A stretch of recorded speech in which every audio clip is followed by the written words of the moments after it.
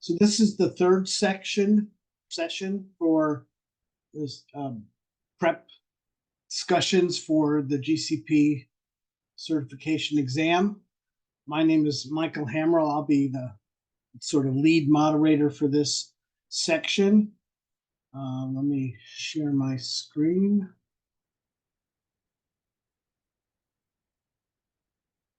Hopefully everybody can see this. We can. Good. Okay.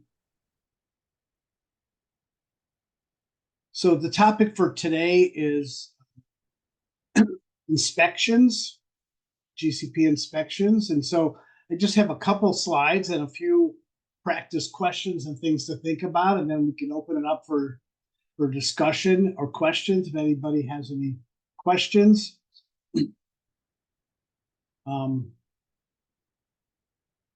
So these are the key documents and things to keep in mind relative to inspections. It will be based on ICH and FDA regulations. The current version of the ICH is the R2. There is an R3 in draft. It's obviously not finalized and therefore not covered as part of this. Probably from an FDA perspective, the most important documents are the Bioresearch Monitoring Compliance Program Manuals, which are basically FDA's SOPs on how to conduct inspections. They're really valuable tools to look at if you want to understand the kinds of questions and documents and perspective from FDA during a GCP inspection. So there's one that covers IRBs, one that covers sponsors and CROs, and one that covers clinical investigators, including sponsor investigators. Another important document to reference, just for background information, is the FDA Investigations Operations Manual, which is basically FDA's general SOP for all inspectors on how to be a good inspector and what to do and what not to do, and to cover all kinds of situations and circumstances that they might encounter as an inspector. It also covers a lot of bureaucratic things for them, like how to submit an expense report and how to travel and things like that that are not directly relevant to us, but are very important for them internally. Every company should have processes as a foundation for handling audits and inspections, so that really should help guide you as well. Everybody involved in GCP should have a plan for compliance with the notion of always be inspection ready. So assume that any research you're doing, and no matter which part of the enterprise you're involved in, that you could be inspected by FDA or other regulatory authorities, and you should have an SOP on how to handle an inspection. Documentation and record requirements are the same regardless of whether they're paper or electronic.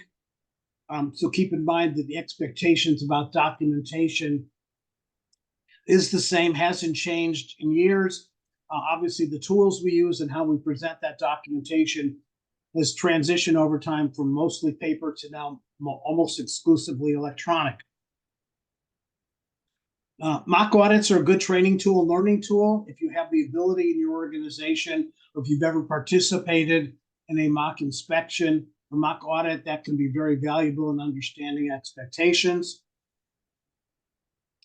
Obviously, a lot of the key documentation is going to be found in the trial master file. So having a good trial master file is very important. One of the other things is training, and training and documentation, therefore, of the training is very important. So making sure that you have documentation of training on all relevant aspects of the clinical study. That includes not only GCP, but also the protocol, consent process, lab processes, anything that may be part of the study that you're involved in, to demonstrate that the people involved in the activities are trained and experienced and knowledgeable and how to perform those activities.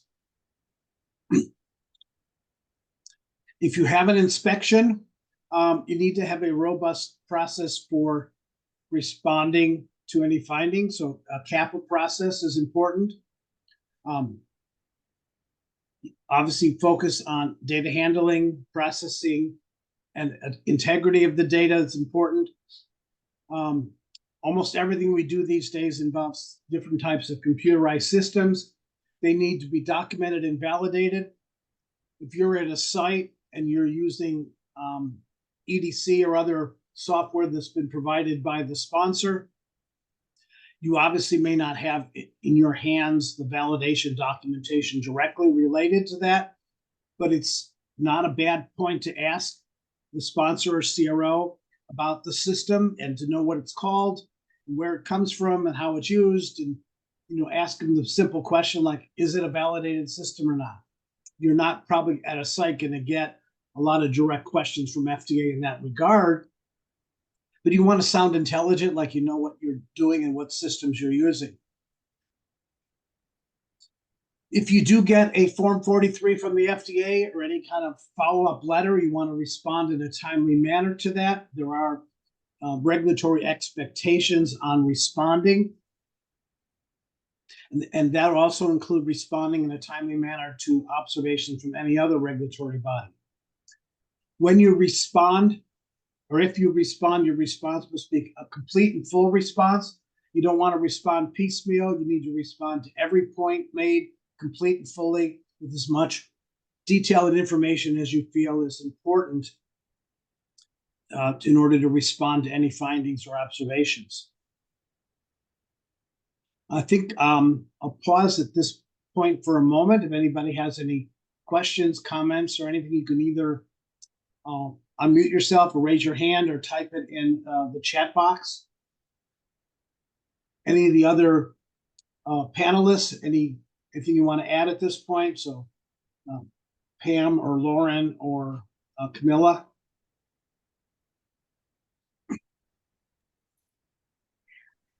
Anyone? Mike, I have a question for you, if I may. Sure. So I don't know if you're going to talk about the differences between, I think you're focusing right now on sponsor inspections, but are we also going to talk about clinical site inspections and potential vendor inspections and things of that nature as well? Well, I'm talking about inspections, or focusing on in general the regulatory agencies, and they can inspect the sponsor, they can inspect the site, they can inspect vendors. They don't do a lot of vendor inspections, but they certainly could. And so this really focuses on all of them. If anybody has any specific questions, or if you have any comments you want to make, Lauren, in that regard, it's fine. I just would like to add, hello everyone, that it's not necessarily a study that is currently ongoing or just finished, because that could be a study that was done many years ago, but for some reason there would be a reason for inspection, either because of a safety concern or a complaint, or the product was registered in a different geography and now is filed to the FDA. But the study could have been really aging in the archive somewhere. So that's the other thing that belongs here to be inspection already. Means if you have archive studies, or if you are preparing your files for archiving, you need to be sure that if you have a vendor, if it's all electronic, that you have really a requirement in the contract saying, in case of inspection, the archiving organization should be able to provide those documents like within 24 hours. And you need to have a process and then assign people to communicate with the archivist, whether internal or external, and to retrieve those files, not to start thinking, yeah, it's archived, but how we can get it, and something is paper and something is electronic. It could be quite complicated. So this is something to be thought through right from the beginning. There are also some costs involved. So make sure that you are ready, even in case your study was done many, many years ago. Yeah, I think that's an important point, at least from FDA's perspective, the vast majority of inspections are done triggered by the submission of a marketing application. And that, as Camilla said, could be years after you completed your participation in the study, whether you're a CRO or a vendor or a site. So it's important, as she mentioned, to know, where the files are located. If they're archived, either in your facility or maybe even an offsite archive, where they are and how to get access to them. Any other questions or comments from anybody at this point? One more here. It also applies to the sites. The investigator may get happily retired or maybe move to a different location, is no longer at the institution where the study was done. So there should be, again, custody and a process and notification to the sponsor by the investigator in case any change is happening. So again, there should be a point of contact and know how to access the files that the site archive, the source documents, or the records and data, and export it to ECRF data set and so on. Yeah, absolutely. I had a client a few years ago where FDA contacted the site after several years after a study was completed about doing an inspection, and the principal investigator passed away. And so there was a lot of consternation at the site as to who was going to handle things and who would respond, because the principal investigator was no longer available. And the sub-investigator was a little bit reluctant to step up because he had not had an awful lot of active participation in the study, but he sort of inherited the study no matter what. We have a question from Sarah regarding who's given the 43. Is it the site or the sponsor or both? The 43 is only given to the inspected party at the end of the inspection. So if it was a site inspection, it would be handed to the PI. If it's a CRO, it would be handed to the most responsible person at the CRO. If it's the sponsor, it would be the most responsible person at the sponsor during that inspection. It might be QA, it might be project manager, or whatever.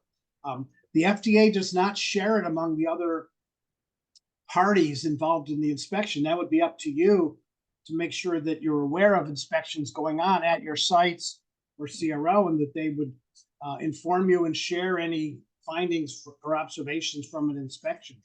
But FDA is only obligated to give the 43 to the inspected party. One more comment. You may be doing a multi-country, multi-center study.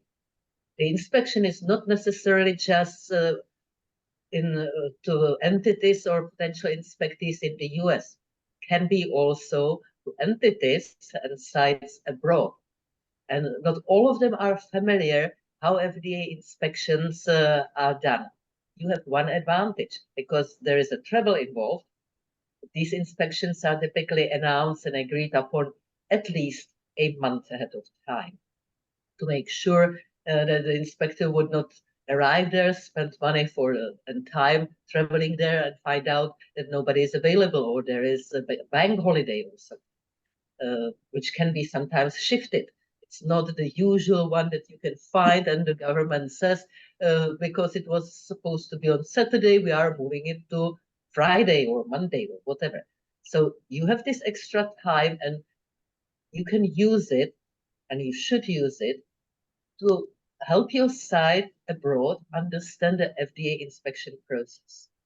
And vice versa, you may have a site in the US or sponsor entity in the US, either affiliate or headquarters, who are inspected by the European authorities or Canadian authorities.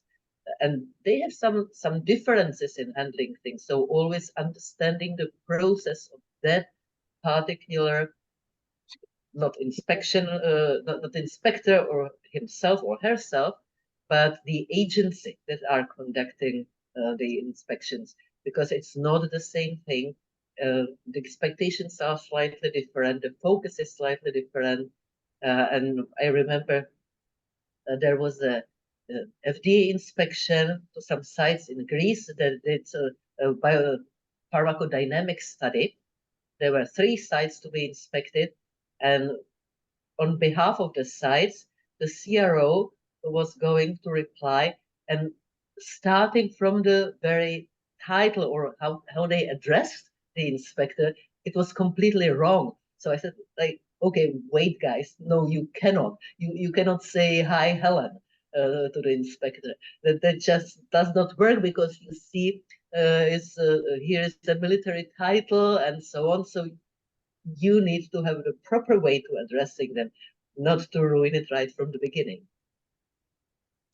Yeah, good point. For FDA anyways, inspections outside the United States are always going to be announced, scheduled way in advance because of travel and other restrictions. So you'll have months probably to know they're coming. In the United States, the FDA is not required to give similar notice, though for clinical site inspections, those typically are pre-announced and they're going to schedule it in advance, but FDA is not obligated to give you a lot of time.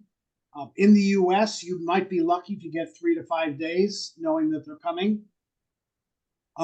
For business entities like vendors, sponsors, CROs, they don't have to announce that they're coming, and many times those inspections are unannounced within the United States anyways. So we have a question from Ivana. During an inspection, what would be requested as evidence of sponsor oversight of clinical sites? Well, they would look at your project management plan. They would look at monitoring plan. They would ask questions of a sponsor or CRO about who receives copies of monitoring reports. Are they reviewed? What's the process involved in that? Is there a feedback loop and so on, to show evidence that the sponsor is aware of what's going on and providing oversight of the study. And not only of the sites, but also oversight of any vendors involved in managing and running the sites. Yeah. Well, I have a couple. Michael, I just wanted to add to that a little bit, especially if the inspector's at a site audit and there's some major issues that perhaps the sponsor did not know about, they would be looking at also escalation of issues if a CRO is being utilized for monitoring. So that could be either at the site level or that could be at the sponsor level. Right. If the monitor noticed the issue, is it documented in a follow-up letter? Was there action taken to address it? What they don't like to see is a follow-up letter from the monitor that points out some significant observations, and at the next visit, it's still an open observation. Then the next visit after that is still an open observation, and so on. They want to see that things are being addressed and closed out. That continuing non-compliance and lack of follow-up would be a red flag for them, that maybe there's a lack of oversight management of the study and the site. Michael, there was a comment there about master schedule should be up to date and archived. And I'm not sure in a GCP setting, really don't have a master schedule. Master schedule, as we think about in the context of GLP, is not required in good clinical practice. Many organizations do have schedules of what's going on where for either an individual study or across studies, but that is not something that is a required document or expect to be seen in a GCP inspection per se.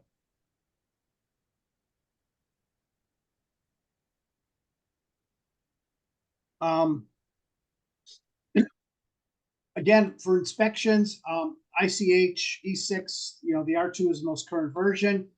ICH, actually, the guidance does not address regulatory inspections. It doesn't talk about it. It only talks about sponsor audits. It says if they're being conducted, what the expectations are, but it doesn't really address regulatory inspections. So there isn't a lot of direct guidance in that regard in ICH.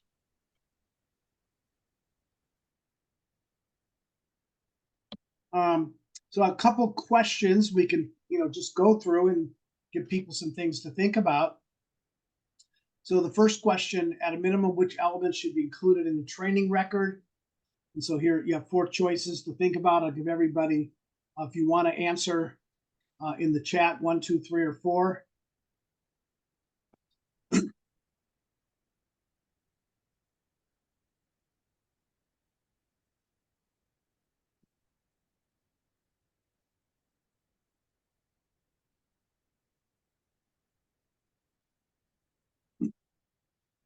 Answers are slowly trickling in. There is a flood of 4s. So far, I haven't noticed anything else but 4. Right, everybody's answered 4. And that is the correct answer. You want, at a minimum, the topic, the trainee, the date of the training. Some organizations would attach an outline or an agenda for the training or other things like that. But at a minimum, you'd want to know the who, what, and when for the training.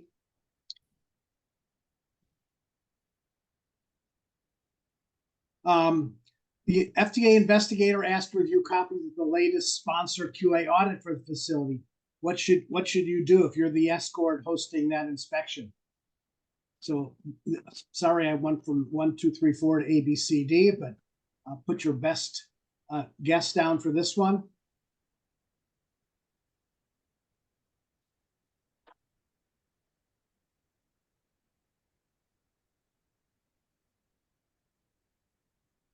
For the previous question, the date of training means when the training was done, not when it was due. Other documentation might point out timelines of expectations versus when it was actually completed. But what you want to know is it's completed. Usually what FDA is looking at is the person trained on a particular aspect prior to anybody actually conducting or performing those test procedures, activities, or whatever. So really what we're looking at is the date the training took place. So for this one, we have a couple choices, somewhere between B and C.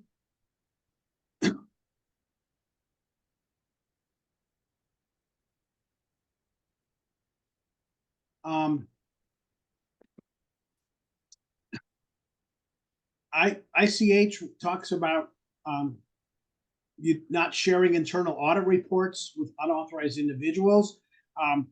You might want to ask them what they really want to see and try to negotiate an alternative. I mean, maybe their question is a little bit more indirect and they really don't need to see the audit report itself, but they're asking a question about when the audit took place or some aspect of it.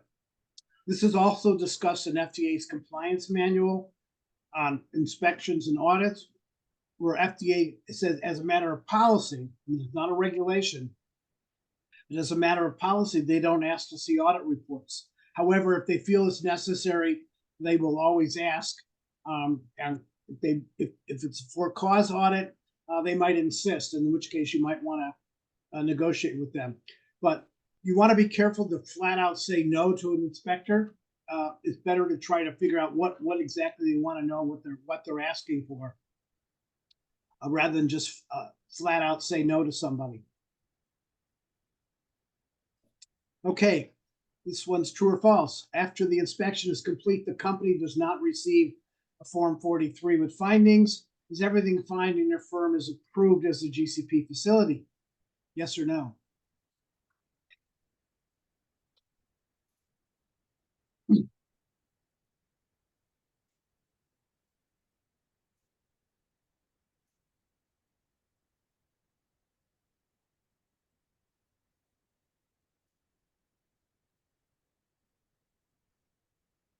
So far, all the choices are B or no. Yeah, and that's correct. The answer is no. FDA does not approve facilities, sites, vendors, whatever. If you get no 43, all it means is there were no observations from this inspection at this time. And this is discussed in more detail in several places in FDA's inspection operations manual.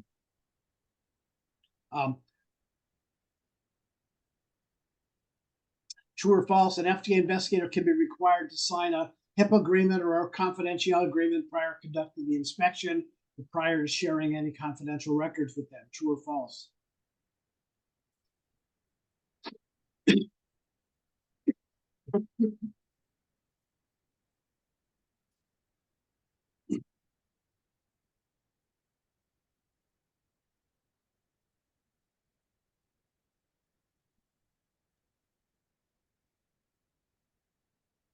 So far, they're all coming in as false. Let's see if we have any other. Nobody wants to take a choice. One person says A.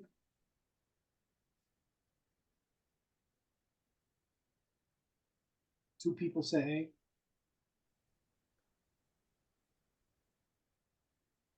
A. The answer is false. If you look at the FDA Inspection Operations Manual, inspectors are not obligated or required by law or authorized by law to sign anything on behalf of the government.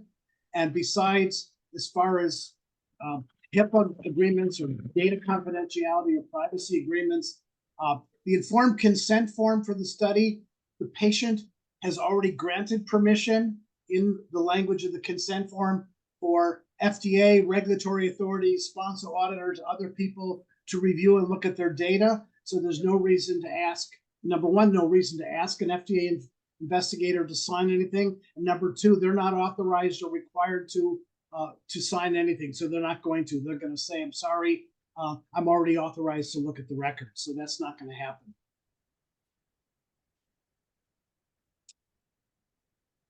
During an inspection, the FDA investigator asks a staff person to read and sign an affidavit that she has prepared. What should you do if you're the escort?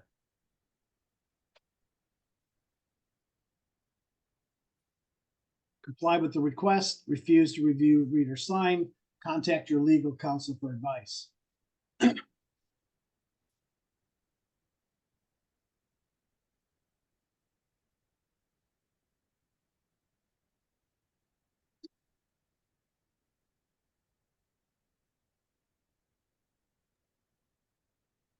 This is a good one, Michael. The answers are all over the place.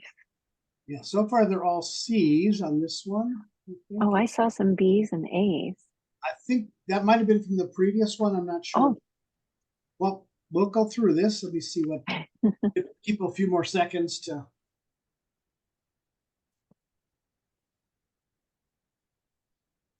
Think about this one. Okay.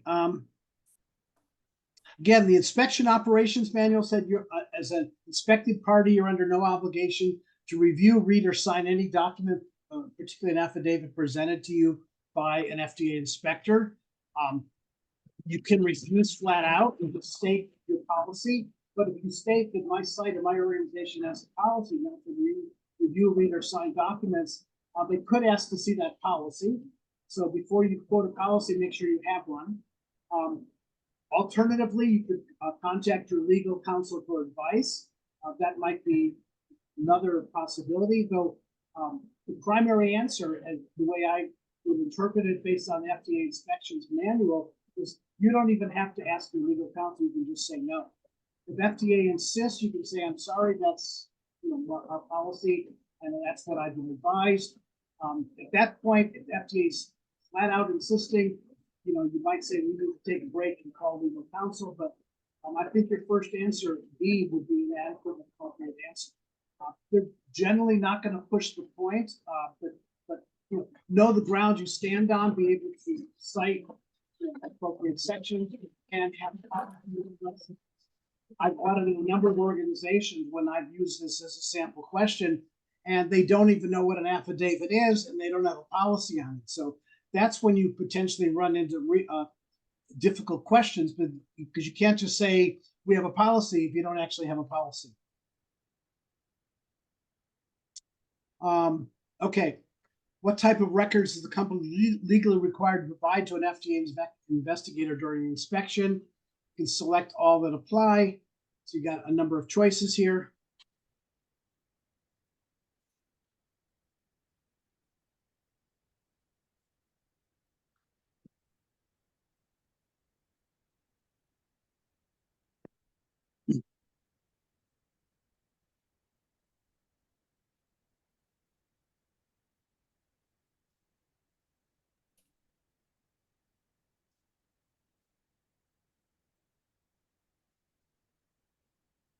We have all the G's, last one. Yeah, so far everything is G.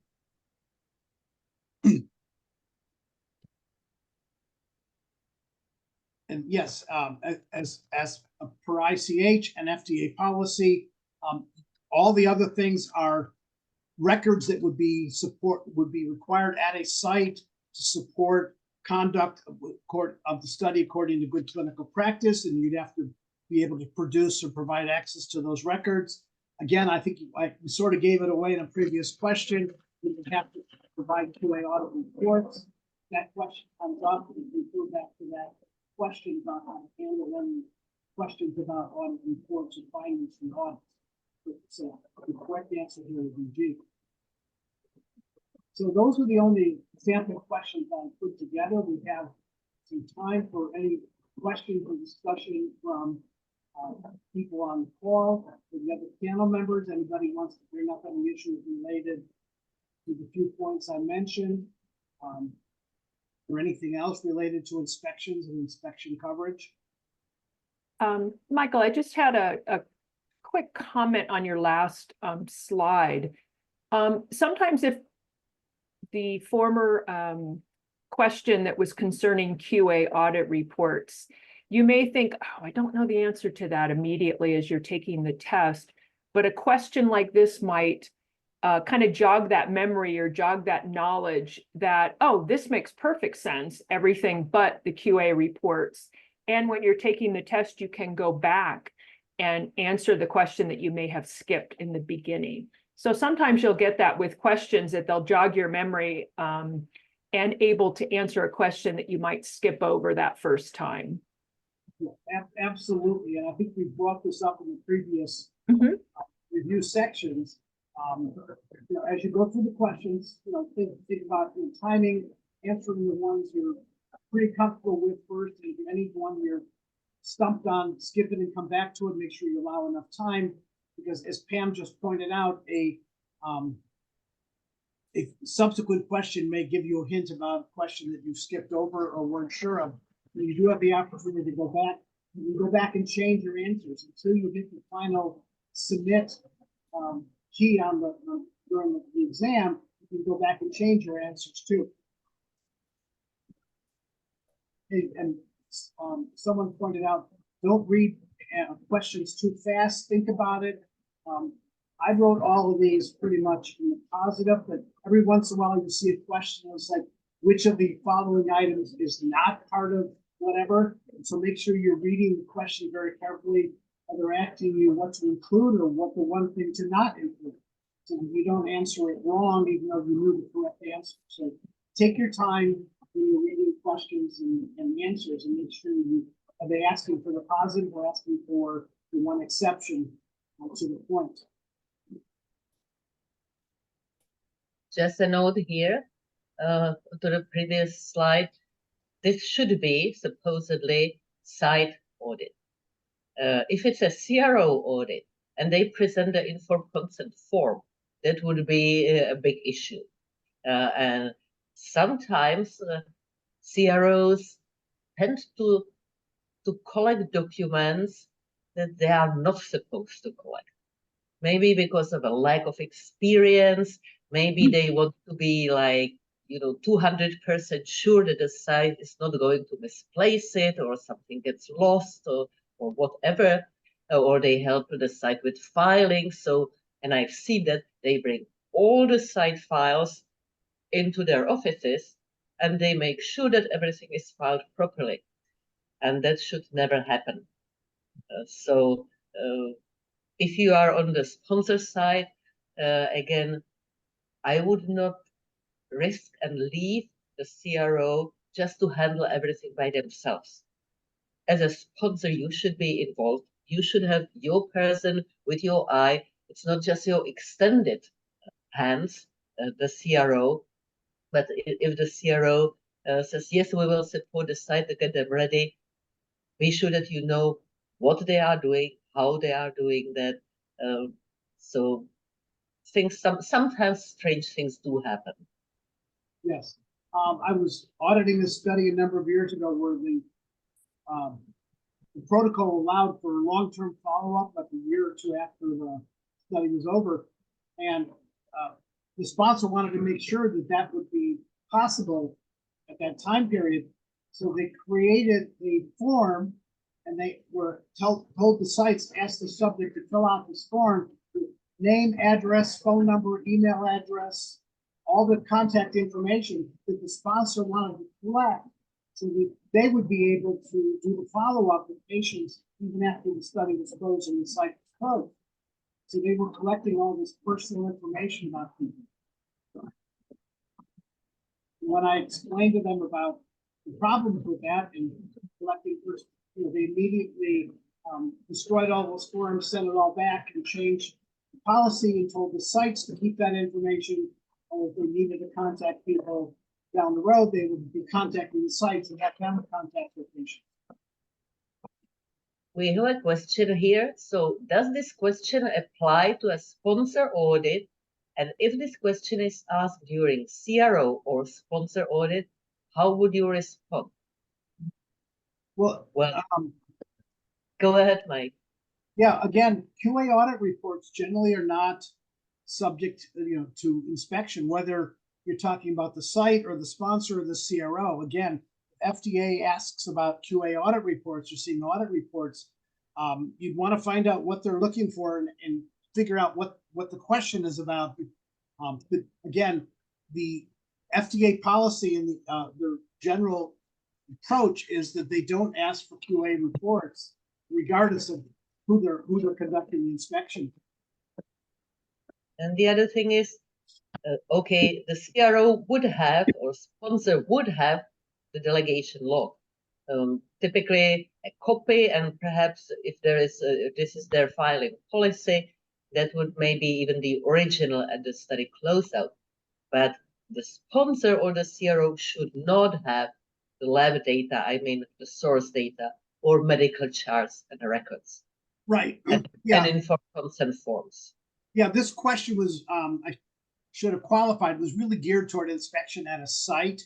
So you would not expect the sponsor of the CRO to have medical records or informed consent forms, but training records, delegation log, or copies of delegation logs, lab data. Many times when there's a central lab involved anyways, the sponsor is also receiving a copy of the lab report, so they may very well have the sponsor copy of the lab report. Otherwise, they may not if the data were only returned to the site. So again, you'd have to know what the expectations were from the study, and did the sponsor or CRO also receive a copy of that lab report?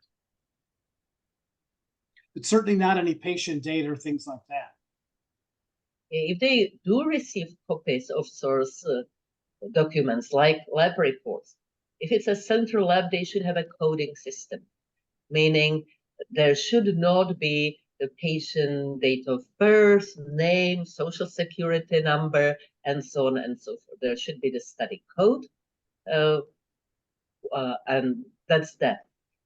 If it's for some reason, let's say it's related to a serious adverse event report, and it should be supported by some additional records, like from medical charts or lab data, and it comes from a local lab, then the site should be trained, and they should know that they should, this is the only time when something should be obscured and made illegible. So not crossed out, initialed, and dated, and corrected with the participant code, but really obscured, that it cannot be read in any possible way, because nothing that would directly identify the participant should leave the site. Yes, yeah, good point. Yeah, the only exception would be any kind of record supporting an SAE, if the sponsor, or if they have a safety lab safety pharmacovigilance vendor who's handling that, and they need additional records and documentation. It's the site's responsibility to redact any personal information. Any other questions or comments from the other team, the other part of the team? Does any one of you here have an experience with FDA or any other regulatory inspection? Something you may share?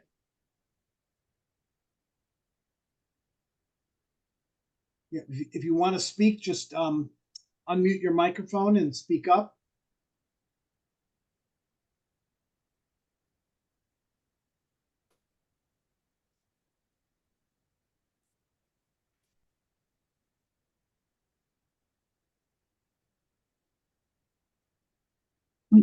Experience yet, but pretty sure I will be leading my first inspection soon. So first of all, take deep breath, stay calm. That's the first part. Count to 10 or 20. And then, you know, prepare thinking logically, go back to the inspection manual to get some hints, and make sure that everybody who is supposed to be involved knows what to do. Do a training, internal training, dry run. So let's say, who is in the back room, who is in the front room, who is making notes. It should be more than one person, because making notes for one full day or couple of days, that's pretty demanding. So make sure that you have the roles assigned, that everybody is familiar what to do. If you do mock inspections in your organization, just make sure you have some kind of refresh. If you have new people who never experienced your mock inspection, or you have never done that, then explain the basics, and just it should help. And try even try to interview person. You know, imagine that you are the inspector, and ask the person a question, and ask, and then, or after the answer, stay silent. It may feel pretty uncomfortable, and people try to fill it with some additional words, which is not a good idea. Asking the question means I can double check, do I understand correctly that you mean this or that, if I am not sure. But I should not do it after every question. And then answering exactly that question, nothing more, nothing less, no guesses, facts. If I don't know and I need to ask, I don't know, I need to ask, and we will provide it, say, in the afternoon or tomorrow morning. Better than trying to create a story. Never create stories or try to somehow to improve the reality. Yeah, so as highlighted on this slide, mock audits, mock inspection is a good training learning tool.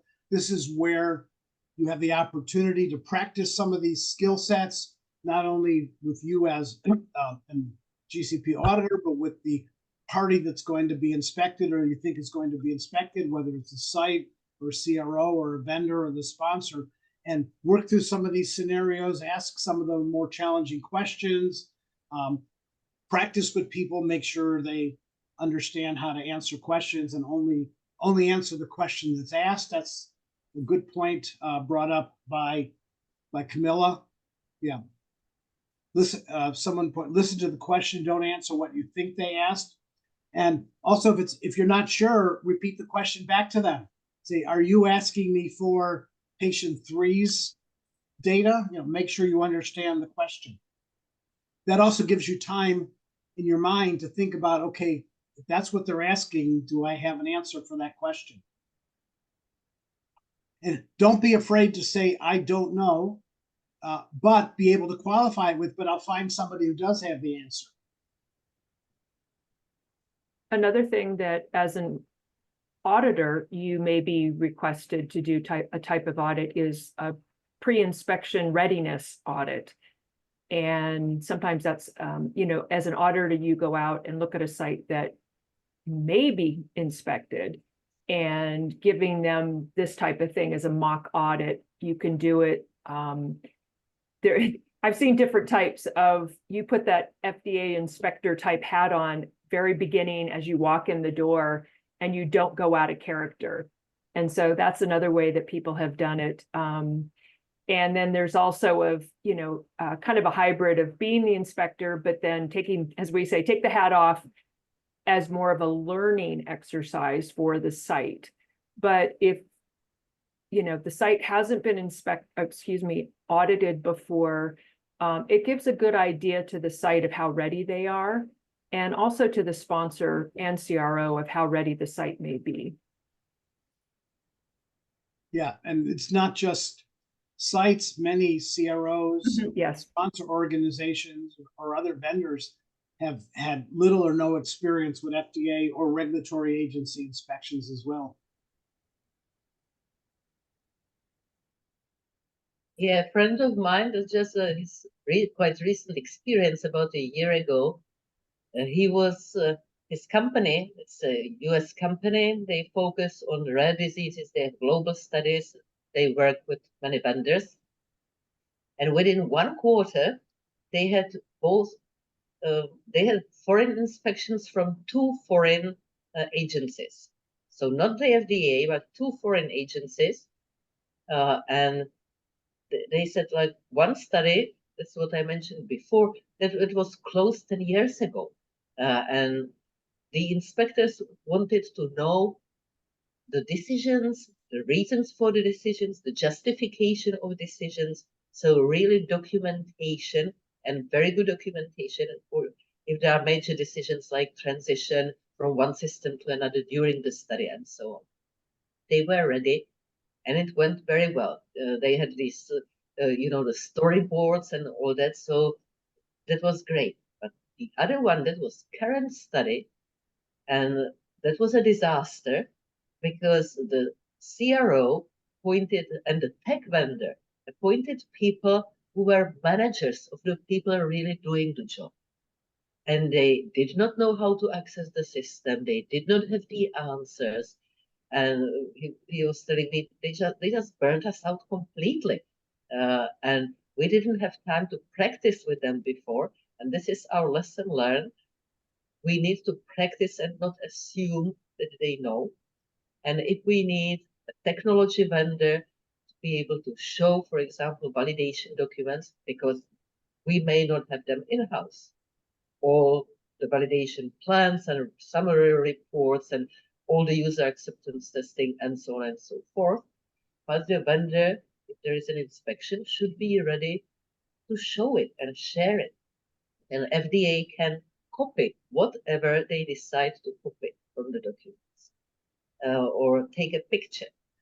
But you should have a record that at the end of the day, you ask the inspector to sign, then that these were the documents that they are taking away with them. And they may have also their own media, so which might be a little bit difficult if they say, can you give us a copy of this or that? And the systems are not compatible. So make sure that you know what the inspector might need technically. If they want to look at the systems, touch it, open something on their own, are there accounts created? Do they have the correct privileges to do what they are supposed to do, not more, not less? And test it again in the beginning of the day, because that happened also, as I know from my colleagues and friends. Yeah, we tested it before, everything worked, and starting the morning of the inspection, it didn't. And the inspector already started to be upset right from the beginning of the inspection, and that's not a good step.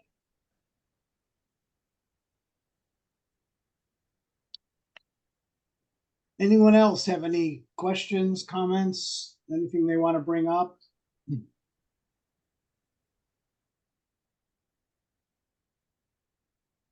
Last minute thoughts, Pam, any last comments, thoughts? No, just I think that the inspections always hit everybody, shouldn't be by surprise, but everybody seems to panic when that happens, and really having things prepared, people prepared, documents prepared, gives you the confidence, definitely, of going into an audit, going into an inspection itself. So the planning, that I always like to say, is the planning starts early when the study starts. And so having all of that together, the guidance documents from the FDA are very, very informative for what the FDA does and what they're taught to do. So I have tried to provide that to many sites that may have inspections pending, and also as an auditor to know what can be done and what can't be done, as we've gone over quite a few things here. So yeah, I think the key element is if you start out on day 0 with the idea of conducting the study according to good clinical practice with adequate documentation and good records, although inspections can certainly make you nervous, you should have no problem with the inspection because everything should be in place, and any document or information they ask for should be there and available to share with an inspector.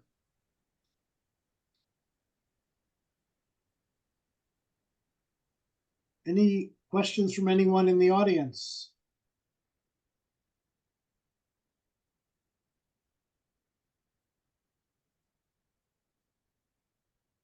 Everybody's happy or confused or in shock. It's hard to tell.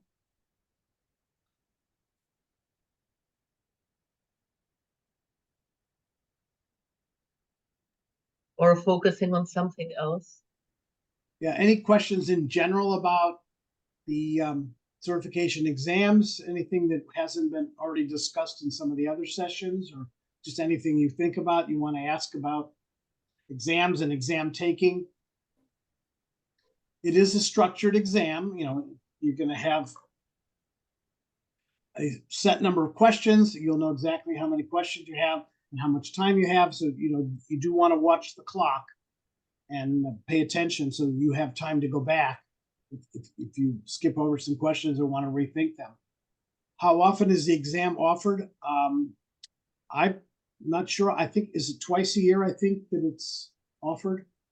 Yes, it's twice a year. It's March to April, and then it's from a certain day in September to a certain day in October. It's always about a month, if I'm not mistaken, or 6 weeks. Twice a year, March, April, September, October. Thank you, Lydia. The slides will be available in the resource section, as well as the reference to the FDA inspection manuals will be provided in the resource documents after the session's over.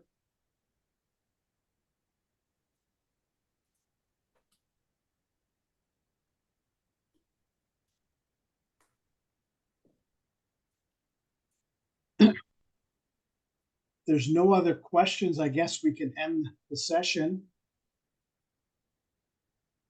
Give everybody 5 minutes of their time back today. Thanks. So, yeah. Have a good rest of the day and prepare thoroughly during the exam. Stay calm. Even the exam can make you nervous, not a real inspection, but even the exam. So just everything, if you are ready, if you prepare thoroughly, if you use common sense and logic, you should get through.